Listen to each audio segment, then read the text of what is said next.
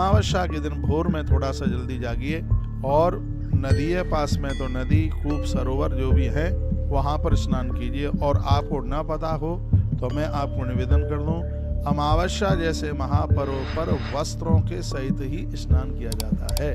ग्रहण के समय पर भी वस्त्रों के साथ ही स्नान किया जाता है। ये बात हमने एक बार कुरुक्षेत्र से आपको बताई थी। आपने देखा हो मैंने भी स्नान किया तो कपड़ों के सहित ही स्नान किया था। और यह वराह पुराण के अंतर्गत बहुत विस्तार पूर्वक वराह पुराण में वर्णन किया गया है। कुछ पर्व ऐसे हैं जिसमें आप वस्त्र के सहित ही स्नान करें। और बहुत आनंद की बात है कि जब भी आप स्नान करें भोर में जल्दी, तो चाहे स्त्री पुरुष कोई भी है तो स्नान आप वस्त्र के सहित ही कीजिए। कपड़ों को नदी में ना धोएं, अपने घर पर ही वस्त्रों को लेकर के आइए और वहीं धोएं। स्नान के तत्पश्चात में एक श्रीफल नदी में विसर्जित करें, दिया जला करके रखें, माँ को वंदन प्रणाम करें, आटे की छोटी छोटी गोलियां बनावें और वह नदी में सरता में छोड़ करके आवे।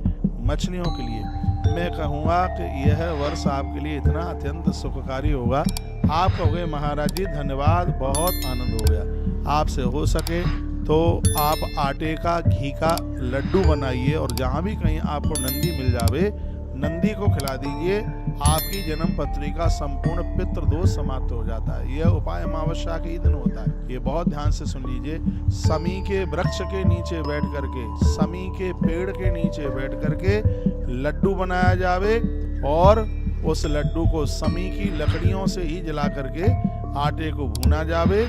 और जैसे जैसे तुलसी की लकड़ी जलाकर भगवान नारायण का भोग बना करके भोग लगाया जाता है, तो वर्णन किया गया कि हजारों वर्षों तक का भगवान का भोग लगाने का पुण्य प्रदानित हो। उसी प्रकार से पितृदोष को दूर करने के लिए समी की लकड़ी समी के वृक्ष के नीचे जला करके और उसके ऊपर आटा भूनकर नंदी के लिए लड्डू बनाया जावे और वह लड्डू संध्याकालीन समय में नंदी को खिलाया जावे, तो इससे पितृदोष समाप्त हो जाता है। तुलसी तपोवन गौशाला में ऐसा हम करते हैं, ऐसा नहीं है, ये सिर्फ आपको ही बताने के लिए है कि हम खुद करते हैं। और मैं आपको कहना चाहूँगा कल दीपदान नदी में कल होगा दीपदान और नंदियों के लिए लड्डू, कल दीपदान